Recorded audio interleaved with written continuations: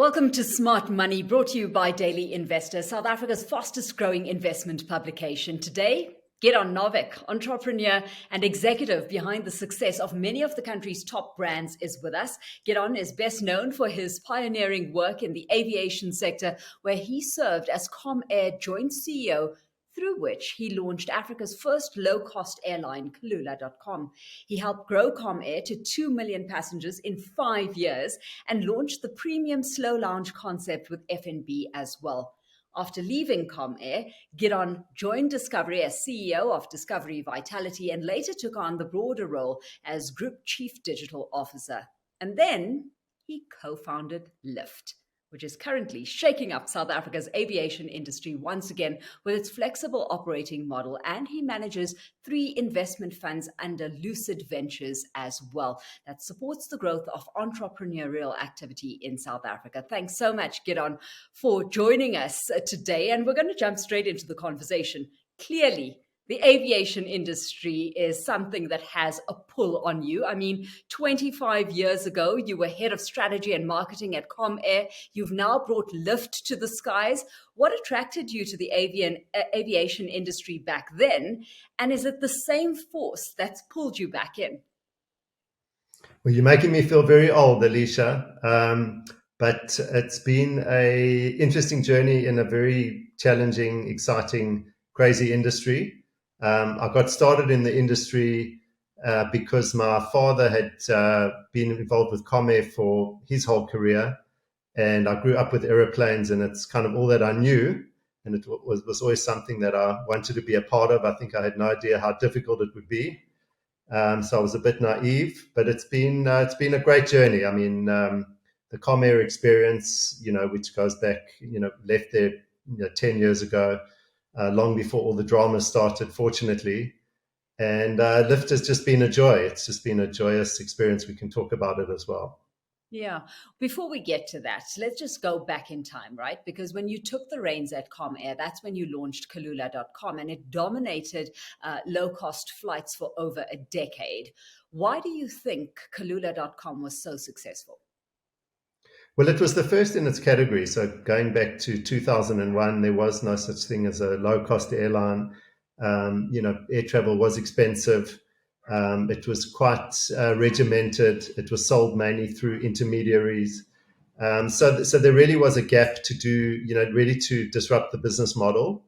It was happening in many other places in the world. We weren't unique in doing it. It was happening in the US, in Europe, in Australia. So we copied a lot of what was happening around the world and really gave it a South African flavor, which I think was very well received. And then, like all business models, that was over 20 years ago. The business model of today is actually quite different to what Kulula was at the time. So these things evolve, and Kulula was, in the right place at the right time in early 2000s. And, today the market is looking for something quite different. So do you think it was a case of, well, time's up? I mean, what do you think went wrong that eventually saw it crash? Well, there's always so many factors in, a business failure. It's hard to pinpoint one. I think in the scope of factors, there's controllable factors. What decisions did management take at the time? Did they make the right decisions? Was their balance sheet structured correctly, etc. And then there's always the external factors over which one doesn't have control. My belief is, businesses operate in a context. There's good luck, there's bad luck, but ultimately it's up to the management to navigate through those circumstances and find opportunities when things are tough and navigate through challenges along the way. So, I've always had the perspective that, one has to be particularly agile in business. The environment changes, constantly. And if you've got the right team who are, willing to change, able to pick up trends, in the market, generally businesses will succeed. Like you say, extract the lessons as you go along as well. So flash forward then, get on to 2020, in the midst of the worst period for air travel in history. You decide to launch Lyft. Why do you think that was a good idea, particularly at that time? Well, in hindsight, it was a good idea. At the time, it was pretty scary. A couple of things. The one was, a strong belief that air travel was not going to go away. People fundamentally have a need to move around, to explore the world, to do business in different places, to see family and friends, etc. So, the fundamental belief was that was not going to go away, and as it turned out, it's come back very strongly.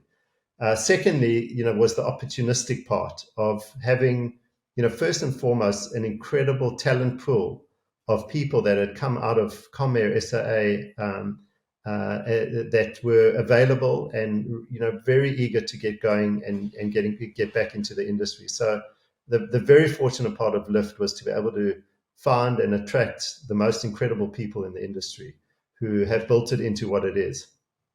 Yeah. So let's drill into that then. Bring us up to speed very quickly. Gidon. I mean, is Lyft growing? Number one.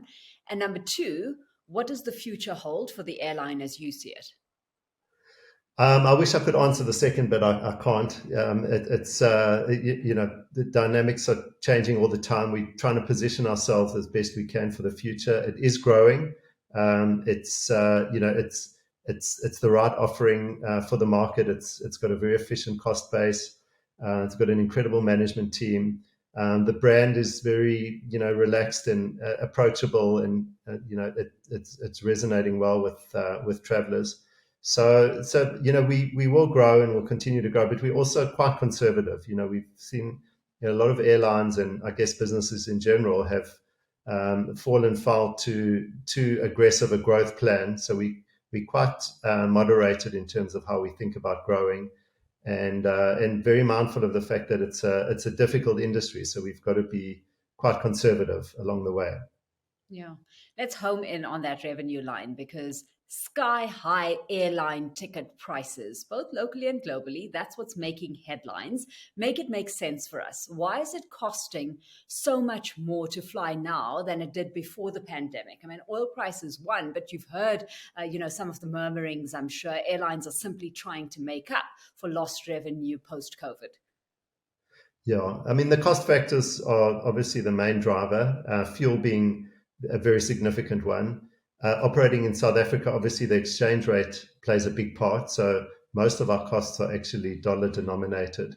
So there is a cost pressure on, which is pushing up prices. But having said that, I think the issue with air ticket pricing is that there's always a range of prices, and if you book far ahead, and if you're more flexible with your travel dates, you're always going to get a good price. I was just booking an overseas trip a few weeks ago, and if you spend enough time looking, you actually do find good fares. So I think the trick is to plan ahead. One of the things that Lyft introduced, which was novel and is novel, is that you can change your flight without any penalty. So it really encourages people to find the best fare, plan ahead, and if your plans change, you can change or cancel without penalties. So I think there's a little bit more work now. You've got to look for those low airfares and be flexible. But generally, the cost of flying and the price of flying has increased. Okay. Well, before I let you go, Gidon, we can't not talk about your investment and entrepreneurial firm, Lucid Ventures, as well, through which you've now started what Circle Senior Living, and it's taking you into the retirement housing sector. So, what opportunity have you spotted there? Well, it's interesting how things evolve. The original focus of Lucid was hotels, and we built the Home Suite Hotel brand over the last few years, which obviously through COVID was a tough time for hospitality. It's recovered really well. But what we realized is that in future, there were better places to invest capital than hotels. And one of the sectors that came out, very, very strongly is senior living. So this is really providing accommodation for seniors that are looking for a all-encompassing facility to live, in their elderly age. This is a category that's getting more and more attention. It's a category that we feel provides scope for innovation, for a new kind of product. Our senior living facilities are in urban areas. Traditionally, people senior living, most facilities are far out of town, on big open areas. our model is to build them in urban areas and really to allow people the opportunity to live close to their homes, close to where they live, close to their communities, close to their families. So it's early days, like many of our businesses, but it's a really interesting and exciting space to be in. What it highlights, though, is the opportunity that is out there, despite all the doom and gloom as well. So, on that note, what advice do you have for entrepreneurs starting new businesses in South Africa right now? I mean, what are some of the most important lessons you've learned in making a new business successful? Well, I think two points, Alishia. The one is there's always opportunity. I mean, South Africa's having a horrid time at the moment. We're all feeling the strain of it. There's a lot to be worried about in our country. Let's be honest about that. But within that, there's always opportunity. And in fact, sometimes the more chaotic things are, the more opportunity there is. So there is always opportunity. I think that's the first point to make. The second point is that these opportunities are always risky. There's always probabilities around your outcomes being positive.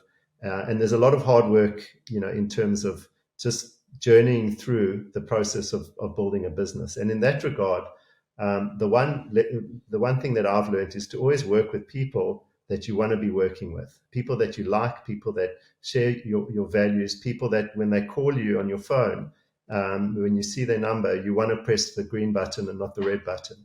And that really makes the journey worthwhile, regardless of the outcome. And that's something that I'm learning more and more, is to work with great people. Gidon, an absolute pleasure catching up with you today. Thanks so much for your time. Thanks, Alishia.